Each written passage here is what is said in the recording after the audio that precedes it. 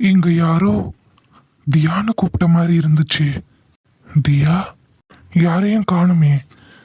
ஆனா தியான்னு கூப்பிட்ட மாதிரி தான் இருந்துச்சு.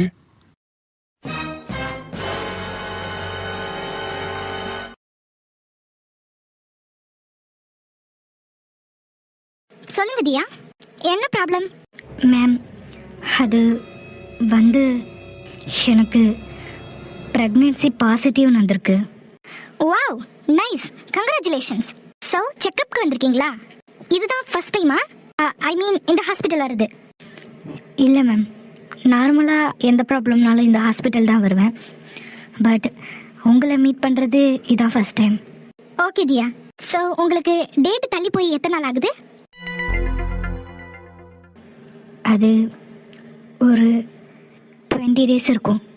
ஓகே மேம், நம்ம ஸ்கேன் எடுத்து பார்த்துடலாம். அதுக்கப்புறம் கொடுக்குற டேப்லெட் எல்லாம் ஃபாலோ பண்ணுங்க. பேபி ஹெல்தியாக வரும். Most of the patient folic acid கால்சியமை எடுத்துக்கவே மாட்டாங்க. அப்புறம் அந்த அயன் டானிக், அந்த ஸ்மெல் பிடிக்கிறது இல்லைன்னு நிறைய பேஷண்ட் அதை எடுத்துக்க மாட்டாங்க. ஆனால் அது எவ்வளவு சத்து, அந்த குழந்தைக்கு அது எவ்வளோ ஹெல்தினா உங்களுக்கு தெரியவே மாட்டேங்குது. இங்கே பாருங்க, நான் எழுதி கொடுக்குற மருந்தை ரெகுலராக கரெக்டாக எடுத்துக்கணும். குழந்தைக்கு தேவையான சத்தை அப்படிதான் நம்ம கொடுக்க முடியும். உங்க மூலமா தான் உங்க குழந்தைக்கு சத்து போய் சேரும். ஸோ அதை மனசில் வச்சுக்கோங்க. சொல்லுங்க மேம், கல்யாணம் ஆகி எவ்வளோ நாள் ஆகுது? அது 2 வருஷம் ஆகுது. ஓகே மேம், சரி, செக்அப் பண்ணிடலாமா? மேம், அது வந்து உங்களை கன்சல்ட் பண்ண வந்ததுக்கு ரீசன் வேற. What ma'am, I'm a gynaecologist. You are pregnant. So இது ரீசன் இல்லைன்னா வேற என்ன காரணத்துக்காக என்ன பார்க்க வந்திருப்பீங்க? மேம், எனக்கு இந்த குழந்தை வேணாம். வாட், குழந்தை வேண்டாமா? உங்களுக்கு கல்யாணம் ஆயிடுச்சுல? ஆயிடுச்சு. தென் ஏன் குழந்தை வேண்டாம்னு சொல்றீங்க? Any problem? மேம், இந்த குழந்தை இந்த பூமிக்கு வந்தா என்ன மாதிரி கஷ்டப்பட வேண்டியிருக்கும். நான் படுற கஷ்டத்தை இந்த குழந்தைக்கு நான் கொடுக்க விரும்பலை. இந்த கரு இந்த பூமிக்கு வராமல் இருக்கிறதா அந்த உயிருக்கு நல்லது. என்ன மேடம் சொல்றீங்க? அவன் குழந்தை இல்லைன்னு லட்சக்கணக்கில் ட்ரீட்மெண்ட் எடுத்துட்டு இருக்காங்க. நீங்க இருக்கிற குழந்தைய வேண்டாம்னு சொல்றீங்க? மேம், குழந்தைக்காக 2 வருஷமா காத்துட்டு தான் இருந்தேன். இந்த தருணத்துக்காக தான் இத்தனை வருஷம் நான் காத்துக்கிட்டு இருந்தேன். ஆனா இப்போ ஏன் இந்த தருணம் வந்துச்சுன்னு நினைக்கிற அளவுக்கு ஆயிட்டுது. 2 வருஷமா குழந்தை இல்லாம கஷ்டப்பட்டேன், உண்மைதான். ஆனா இப்போ இந்த குழந்தை வரும்போது என்னால அது குழந்தைய சந்தோஷமா பெற்றுக்க முடியாது. அந்த குழந்தை இந்த பூமிக்கு வருதுன்னா அது சந்தோஷமா இருக்கணும். ஆனா அந்த குழந்தைக்கு என்னால் அந்த சந்தோஷத்தை கொடுக்க முடியுமான்னு தெரியல. அப்படி இருக்கும்போது அந்த பச்சை உயிரை இந்த பூமிக்கு வரவழைச்சி அதை நான் காயப்படுத்த விரும்பல மேடம். அது குழந்தை வேண்டாம். இங்க பாருங்க தியா, நீங்க ஏதோ கன்ஃபியூஷன்ல இருக்கீங்கன்னு நினைக்கிறேன். குழப்பத்தில் எடுக்கிற எந்த முடிவும் சரியா இருக்காது. 2 வருஷமா குழந்தைக்காக கஷ்டப்பட்டேன்னு சொல்றீங்க. ஆனா இப்போ நீங்க பிரெக்னெண்டா இருக்கீங்க.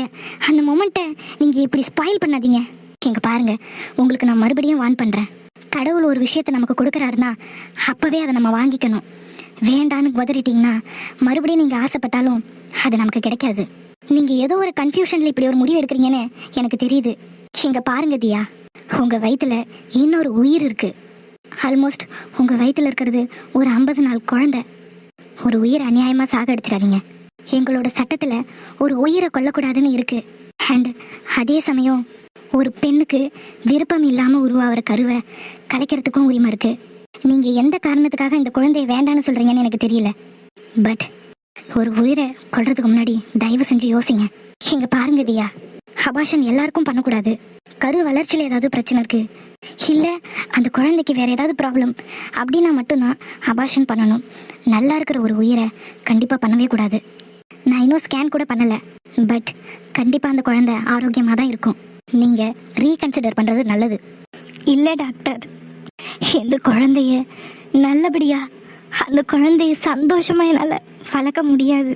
என்னால் அந்த குழந்தை கஷ்டப்படக்கூடாது. அந்த ஒரு காரணத்துக்காக தான் அந்த உயிர் இந்த பூமிக்கு வர வேண்டாம்னு சொல்கிறேன். இந்த பூமி ரொம்ப மோசமானது. இப்படி ஒரு மோசமான இடத்துல என் குழந்தைய கொண்டு வர எனக்கு விருப்பம் இல்லை டாக்டர். மேடம், உங்களோட பெயின் எனக்கு புரியுது. பட் அபாஷன்றது யோசிச்சு தான் மேடம் பண்ணணும். எடுத்தோம் கவுத்தோன்னு எதையும் பண்ண முடியாது. உங்களுக்கு வேண்டானா ஒரே நாளில் வந்து அபாஷன் பண்ணிட்டுலாம் போக முடியாது. அதுக்கான சரியான ரீசன் தேவை. கரு வளர்ச்சியில் ஏதாவது பிரச்சனை இருக்கணும். அப்படி இல்லைன்னா அந்த கரு உங்கள் விருப்பம் இல்லாமல் உருவானதாக இருக்கணும். ஆஸ் எ டாக்டரா உங்ககிட்ட சில கேள்விகள் நான் கேட்கணும். அதுக்கு நீங்கள் பதில் சொல்லி தான் ஆகணும். சொல்லுங்க தியா, உங்கள் வயிற்றில் வளர்கிற கரு உங்கள் விருப்பம் இல்லாமல் உருவானதா?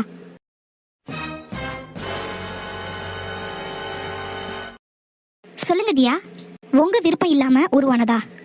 இல்ல அந்த குழந்தைக்கு காரணமானவர் உங்க கணவர் இல்லையா? இது நான் கேட்க வேண்டிய கேள்வி. ஒரு டாக்டரா நான் கேட்க வேண்டிய கேள்வியை தான் நான் உங்ககிட்ட கேட்கறேன். பதில் சொல்லுங்க மேடம். இந்த கரு உங்க கணவரோடது இல்லையா? இல்ல இது உங்க விருப்பம் இல்லாம உருவானதா?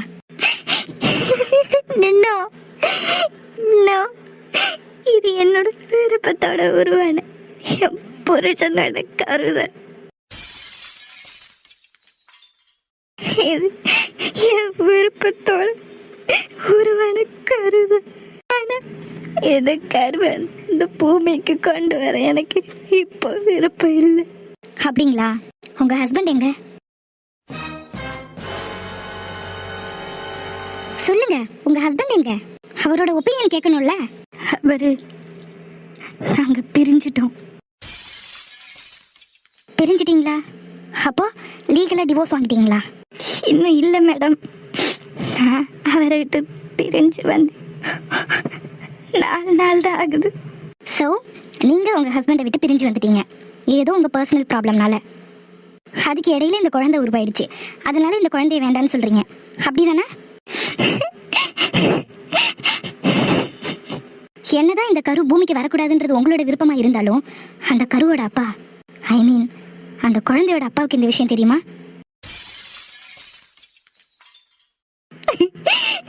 தெரியாது. ஸோ மேடம், நீங்கள் உங்கள் ஹஸ்பண்டோட ப்ராப்ளம்னு பிரிஞ்சு வந்துட்டீங்க. அதுக்கு இடையில நீங்கள் ப்ரெக்னென்ட்னு உங்களுக்கு கன்ஃபார்ம் ஆயிடுச்சு. அதை உங்கள் ஹஸ்பண்டுக்கே தெரியாமல் நீங்கள் கலைக்க விரும்புறீங்க. இங்கே பாருங்கள் மேடம், நீங்கள் பண்ணுறது ரொம்ப தப்பு. உங்களோட ஹஸ்பண்டோட கன்சர்ன் இல்லாமல் நான் எப்படி இந்த கருவை கலைக்கிறது? நாளைக்கே உங்கள் ஹஸ்பண்ட் வந்து என் குழந்தைய ஏன் கொண்டேன்னு என்ன கேள்வி கேட்டார்னா நான் என்ன பதில் சொல்ல முடியும்? இங்கே பாருங்க மேடம், அபார்ஷன்றது மெடிக்கல் டேர்மில் ஒரு கரு குறைபாடோட இருக்குன்னா அதை தாராளமாக அபார்ட் பண்ணலாம்.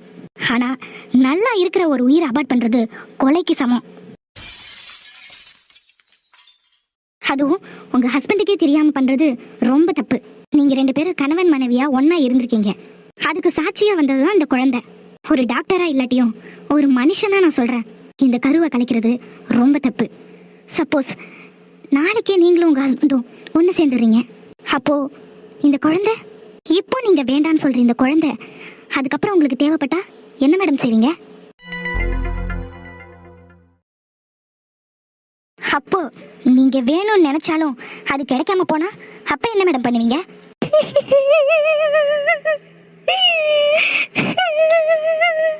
இங்க பாருங்க மேடம், நீங்க அழறதுல ஒரு புண்ணியம் இல்ல. உங்களுக்கு நான் ஒரு நாள் டைம் தரேன், நல்லா உட்காந்து யோசிங்க. நாளைக்கு 11 o'clock உங்களுக்கு நான் அப்பாயின்மெண்ட் தரேன். அப்பவும் நீங்க இதே மனநிலையில் தான் இருக்கீங்க அப்படின்னா ஃபர்தர் ப்ரொசீஜரை ஸ்டார்ட் பண்ணிடலாம்.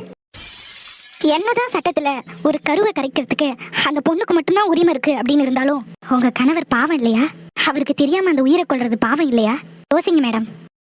ஒரு வாரமாவது உங்களுக்கு டைம் கொடுத்து உங்க மனசு மாறிடாதான்ற எண்ணம் எனக்கு இருக்கு. ஆனா அபார்ஷன்ல அப்படி நம்ம டிலே பண்ண முடியாது. சட்டப்படி ஒரு குறிப்பிட்ட நாள் வரைக்கும் தான் அபார்ஷன் லீகல். அதுக்கு மேல அபார்ஷன் பண்ணா அது இல்லீகல். அதனால்தான் உங்களுக்கு இன்னைக்கு ஒரு நாள் மட்டும் டைம் கொடுக்குறேன். உட்காந்து நல்லா யோசிச்சு நாளைக்கு நல்ல முடிவு சொல்லுங்க. அப்பவும் இந்த குழந்தை உங்களுக்கு வேண்டான்னு தோணுச்சுன்னா நான் உங்களுக்கு டேப்லெட் எழுதி தரேன்.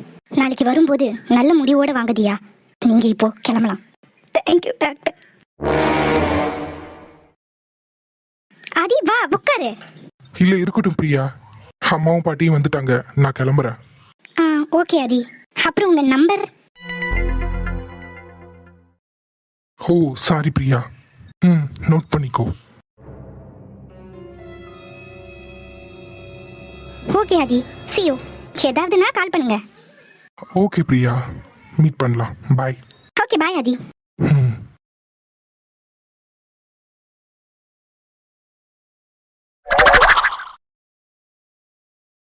ஏம்மா காமாச்சி, எப்படிம்மா விழுந்த? என்னமாச்சு உன் காலுக்கு? ஹிட்டா தட்டி கட்டு போட்டிருக்காவ? ஏம்மா அதை ஏம்மா கேட்குற? பாத்ரூம் வந்துச்சேன்னு எழுந்து நடந்தம்மா, கால் தடுக்கி கீழே விழுந்துட்டேன்.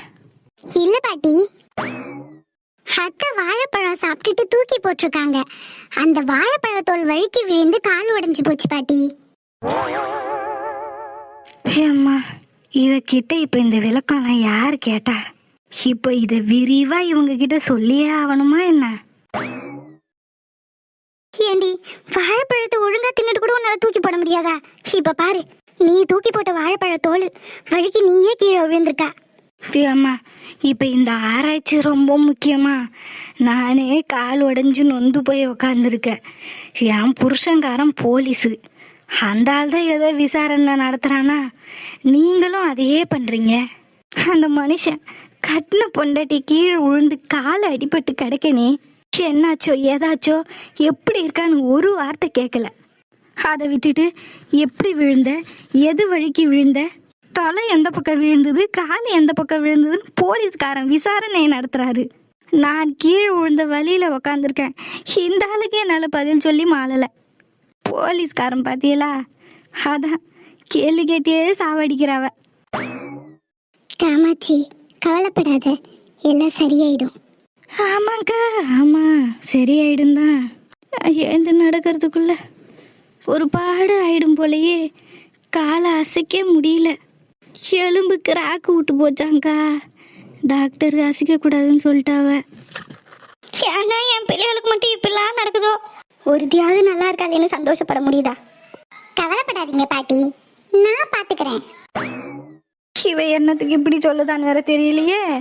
பாத்துமா, பிள்ளைய பத்திரமா பாத்துக்க. ஏமா, மீனா வரலையா?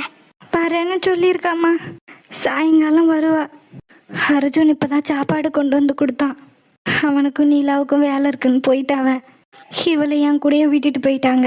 உன் கூட இருந்து பாத்துக்க ஒரு ஆள் வேணும் இல்லம்மா? பாத்ரூம் போக வரலாம், துணைக்கு ஒரு ஆள் வேணும்ல. ஏம்மா, பத்திரமா பாத்துக்குமா பிள்ளைய. கவலைப்படாதீங்க பாட்டி, நான் பாத்துக்கிறேன். இவங்க எனக்கு இன்னொரு அம்மா. வேலை வேலைக்கு சாப்பாடுலாம் கரெக்டா கொடுத்துருமா? அதெல்லாம் வேலை வேலைக்கு கரெக்டா ஆர்டர் போட்டு கொடுத்துருவேன். என்னது ஆர்டரா? அது அது அத்தை ஆர்டர் போட்டா டானு கொண்டு வந்து கொடுத்துருவேன். தெரிஞ்சு போச்சு, இவ என்னை வச்சு செய்ய போறான்னு தெரிஞ்சு போச்சு. அவ்வளோதான், முடிஞ்சு போச்சு என் கதை. இவ சும்மாவே சலங்கை கட்டின மாதிரி ஆடுவா. இவங்க காலில் சலங்கையை கட்டி விட்டாவளா? போச்சு, இன்னும் என்ன பண்ண போறாளோ?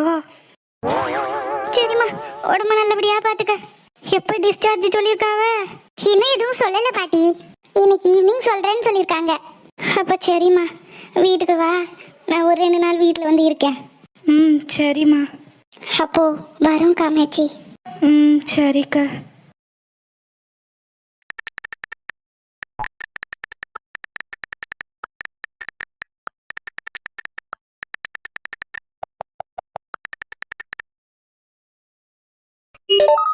அப்பா, ரொம்ப வருஷத்துக்கு அப்புறம் ஆதியோட நம்பர் கிடைச்சிருக்கு.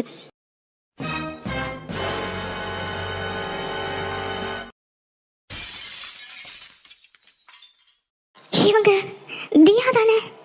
ஆதியோட ப்ரொஃபைல்ல இவங்க போட்டோ எப்படி? அப்போ ஆதிக்கு இவங்களுக்கும் என்ன தொடர்பு? ஒருவேளை இவங்க தான் ஆதியோட ஒய்ஃபோ? கடவுளே!